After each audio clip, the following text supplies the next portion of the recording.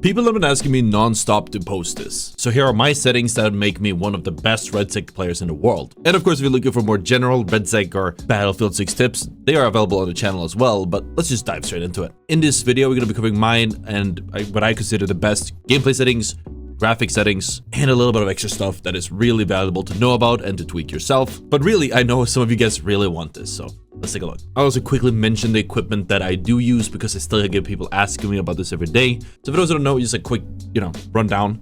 As for my mouse, we got a Razer Defender Pro V3 Pro, I think it's called. We have a Logitech TKL Rapid Pro. I can't lift it. I have a SkyPad glass mouse pad. It's right here. It's an absolute banger. Cannot recommend enough. Code ottr 10% off. You guys know the deal. Scared my dog. As for the IEMs I've been using as of late, these are the Tipsy M3s. Great directional audio, sounds absolutely great. Also code ottr 10% off on those. And then when we look at equipment, I have a 1440p IPS monitor. It's not really that good, but I don't see a point in buying a new one at this moment. And as for my PC specs, what you really need to know is you have a 7800 XUD and a 4090, and then some other, I think we have really fast CL32 RAM as well. I think it's 32, I forgot the exact ones. I'll put it here on the screen somewhere, it doesn't really matter. Just to give you guys an idea of what we're working with here. And as you guys know, we pull about 200 to 300 frames a second on Fort Linden on BR, Redsec. So, safe to say it's pretty solid. So let's just jump right into the settings and we'll take it from there. First and foremost, we're gonna start with gameplay settings. We have covered these in the past, but we'll just go over it one more time so you guys know fully. First and foremost, let's just start from the top here. I turn menu narration off, subtitles off, subtitle settings doesn't matter because they're off. Master volume 100, tinnitus 0, relief frequency 0. Like it's just uncomfortable to listen to. Color profiles, I don't think it touched, but you could make it brighter if you would like. World brightness is default 50. Camera effects though, world motion blur to 0, weapon motion blur to 0, infantry HUD motion off, camera shake amount to 50. Reduce bobbing on, chromatic aberration, and infantry crosshair projection are both off.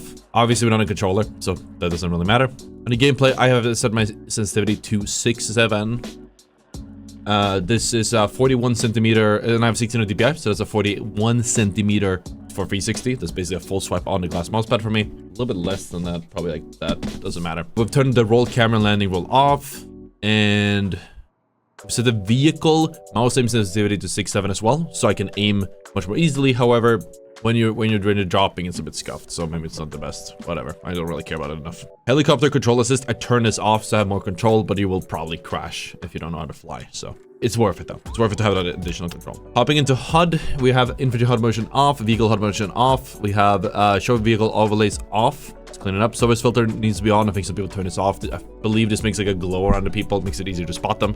But you want that on. Big make opacity is 85. That just seems solid.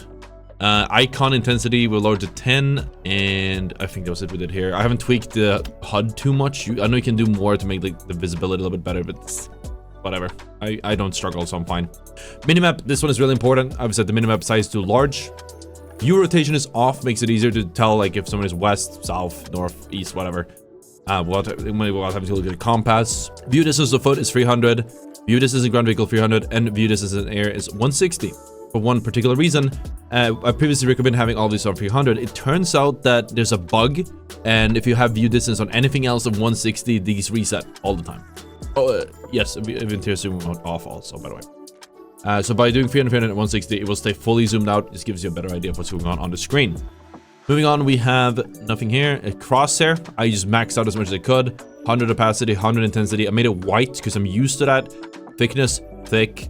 Infantry crosshair projection, we mentioned it previously, that's on off. Haven't touched anything else here. Campaign, irrelevant. Difficulty, that's not true. It was on hardcore. I don't know why I said recruit there. We completed it. I don't recommend that, it was not that good. Moving on to mouse and keyboard settings. So obviously I'm not a controller, so I'm not going to cover that. And I can't believe I have to say this. Obviously, there's no aim assist or anything for mouse and keyboard players, so keep that in mind. Pulling up, we're going to start it in control settings though, in addition to everything else. Uniform integer aiming is on. I have zoom sensitivity coefficient to 0, but it can be like 177 or something depending on your resolution. I think that's what makes a big difference here. 0 feels good for me, but it really depends on, it's very personal, that one.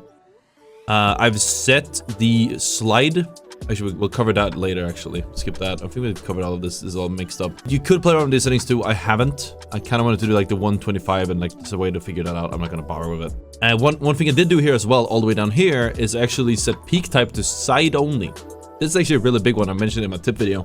And that's because when you ADS next to cover that you crouch behind, and it will peak you upwards if it's set to, I think it says side and up. Yeah.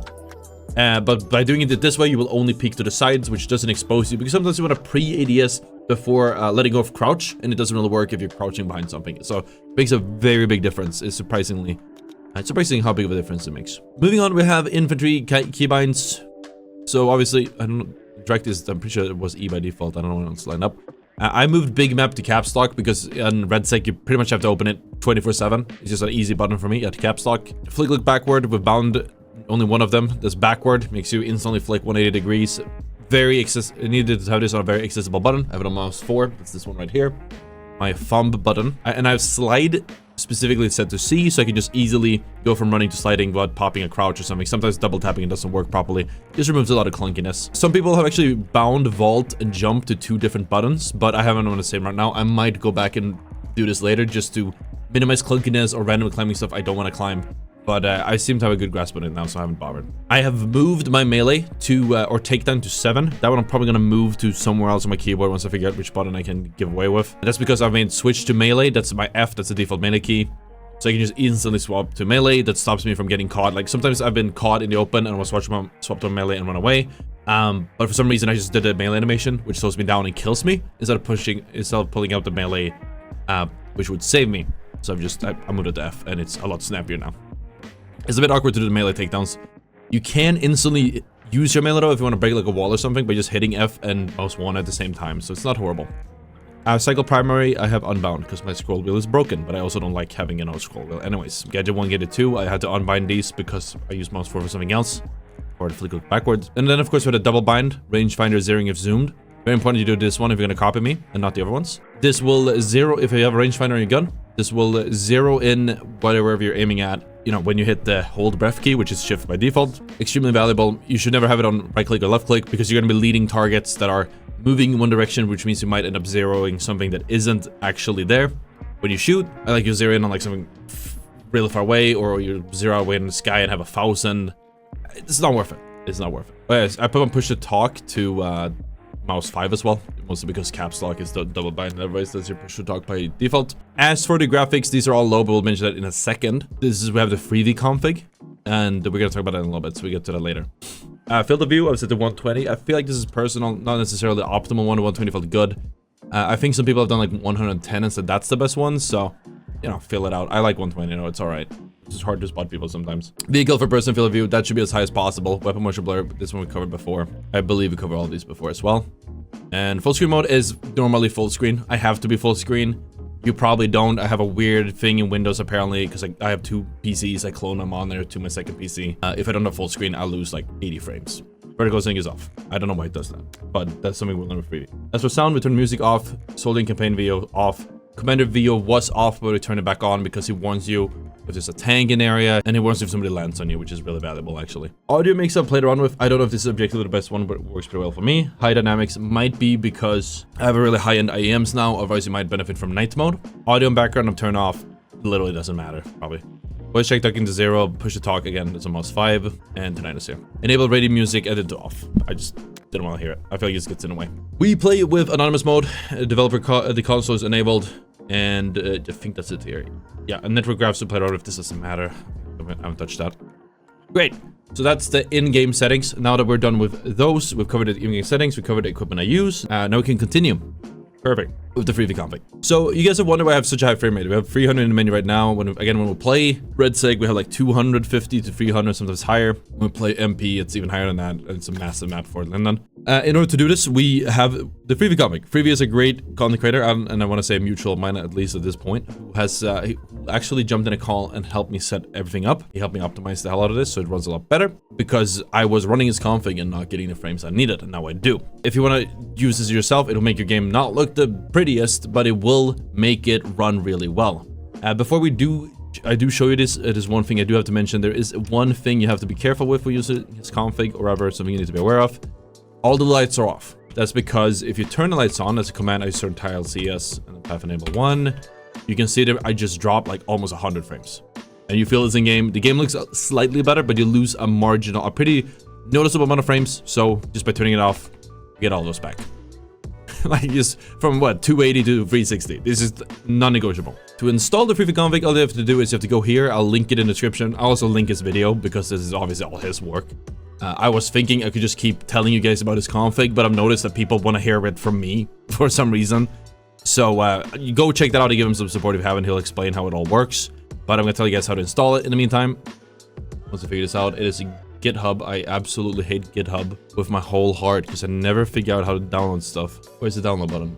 Ah, here. It's terrible. All right, Battlefield zip. And then we have profsave profile and user CFG. What do we do with these two files? We're going to go into our...